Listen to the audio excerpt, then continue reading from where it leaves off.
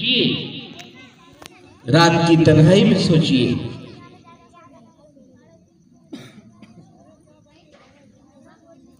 मौत की तैयारी,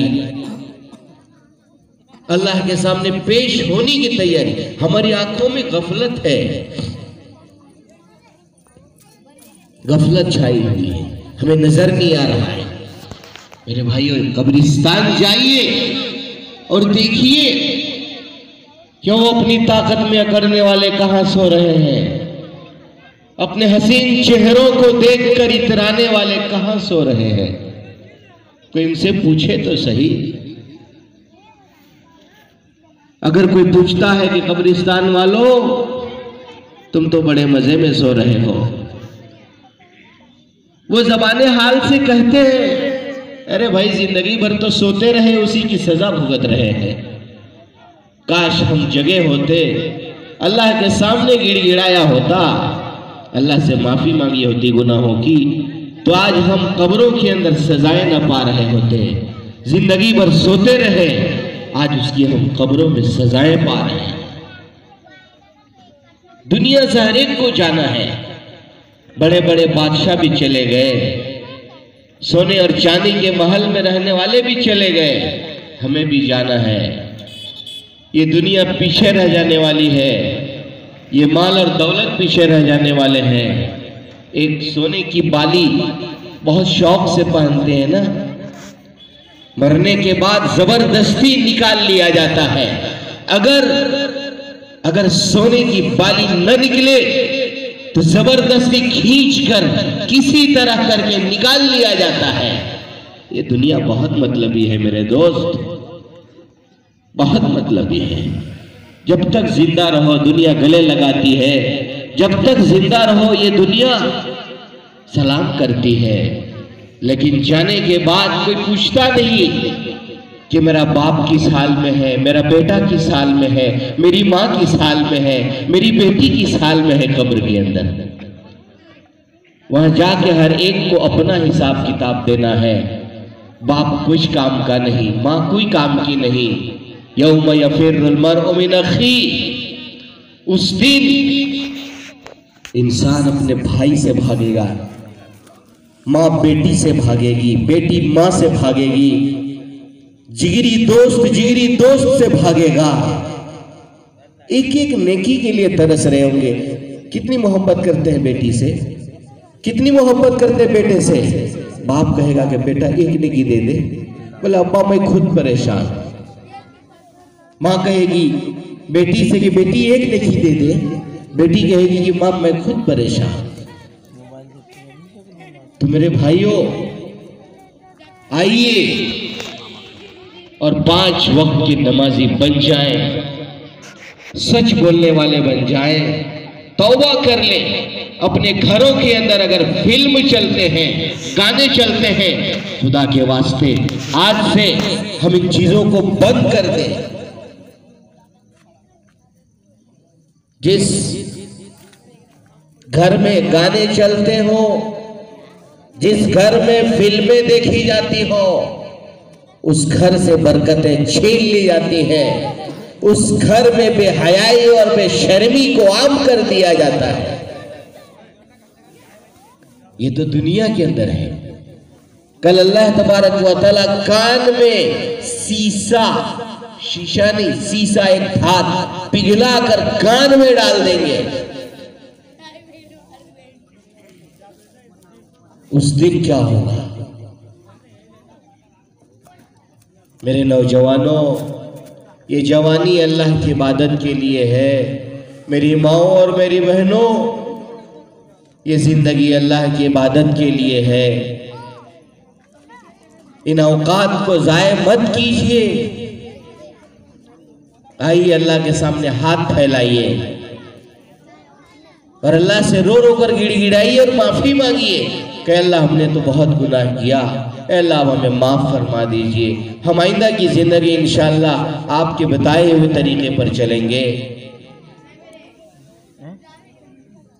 बच्चे अगर उनसे गलती हो इंसान गलती का पुतला है, गलती इंसान ही से होती है। जल्दी उसको प्यार से समझाया जाए। बच्चों को बद्दुआएं न दी जाए। एक माँ थी, उसने बच्चे की दुआ की, अल्लाह ने उसको बेटा दिया। इत्तेफाक से बेटा नालायक निकला। माँ ने कह दिया अल्लाह ये तो मर जाए तो बेहतर है। कबूलियत की घड़ी होती है। माँ और बाप औलाद के लिए जो मांग ले अल्लाह ताला से अल्लाह दे देता है। माँ बाप की दुआ डायरेक्ट अर्श पे जाकर अल्लाह से फरियाद करती है दुआ, और फौरन कबूल हो जाती है। उस वक्त दुआ कबूल नहीं हुई, बच्चा बड़ा हुआ, शादी तय कर दी गई, कल बारात है और रात में बच्चे का इंतकाल हो गया। अल्लाह हम सब की उम्र को दराज फरमाए, अल्लाह आप लोगों की हिफाजत फरमाए। एक बुजुर्ग के ख्वाब में वो नौजवान आया कि बेटा तेरी कल शादी थी, आज तू दुनिया से चला गया।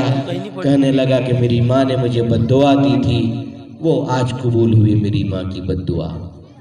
माँ दुआ देती है। ये बच्चे समझते हैं ना कि मेरा कमाल है। मेरे दोस्तों, जब बच्चा घर से निकलता है तो माँ दुआ करती है कि अल्लाह मेरे बच्चे को सलामत रखना। माँ की दुआ पीछा करती है। वो बाप जिसकी जवानी खत्म हो गई, दाढ़ियां सफेद हो गई, क्यों? बेटे को बनाने में और बेटे के ख्वाब को पूरा करने में अगर हमने इन बच्चों की तरबियत नहीं की, आज इन बच्चों को सीने से लगाते हैं ना, कल यही रोने पर मजबूर करेंगे। इन्हीं का नाम ले लेकर हम रोएंगे। और बच्चे भी सुन ले कि जिसने अपने माँ बाप को रुलाया, कल आपको भी अल्लाह औलाद देगा, वो औलाद आपको रुलाएगी। ये तो उधार है मेरे भाई। एक आदमी बूढ़ा हो गया, खांसी आने लग गई, बलगम निकलने लग गए। बेटा जरा मॉडर्न था, 2-3 बच्चा है, 2 ही बच्चा है। बाप को एक कोने में ले जाकर डाल दिया कि मेरे दोस्तों हम आते हैं। अभी बच्चा मुकालमा पेश कर रहा था, मुझे रिस्पेक्ट चाहिए, इज्जत चाहिए। अब्बा को साइड में कोने में कर दिया कि मेरी बेइज्जती ना हो।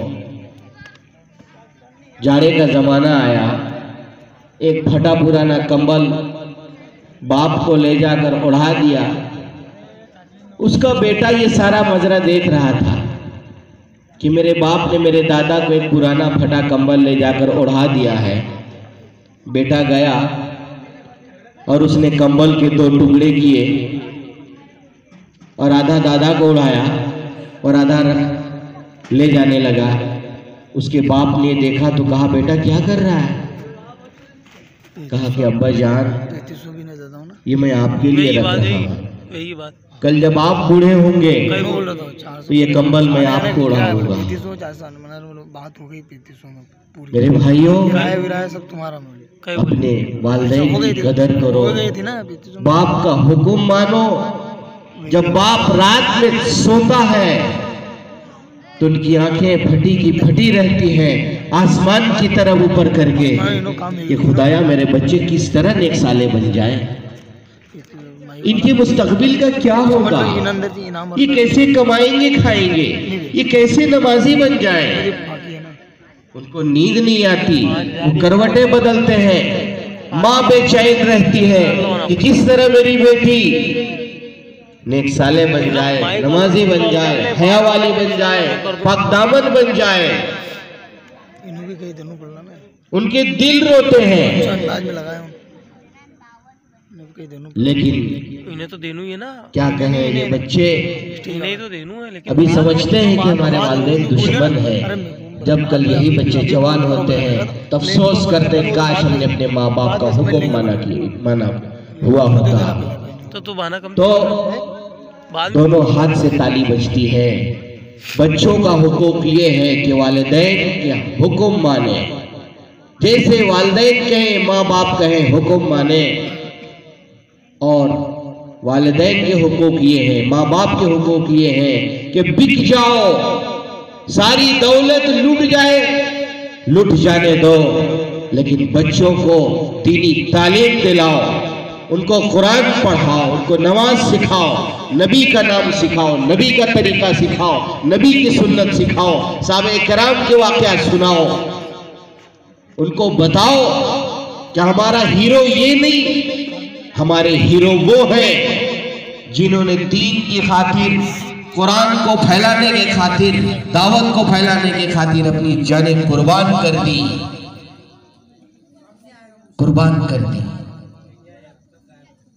उनको तालीम दीजिए, समझाइए और उनके लिए दुआएं भी कीजिए। कुरान पाक में एक दुआ है, हर माँ को और हर बाप को वो दुआ याद करके वालिदैन के पर जरूरी है कि वो दुआ याद करें और बच्चों के लिए करें कि रब्बना हब लना मिन अज़वाजिना व ज़ुर्रिय्यातिना क़ुर्रता अयुन वजअलना लिल मुत्तक़ीना इमामा। कहे मेरे अल्लाह, मेरी बीवी और मेरे बच्चों को हमारी आंखों की ठंडक बना दे, उनको हमारे लिए चैन और सुकून का जरिया बना दे, इनको हमारी नेक नामी का जरिया बना दे।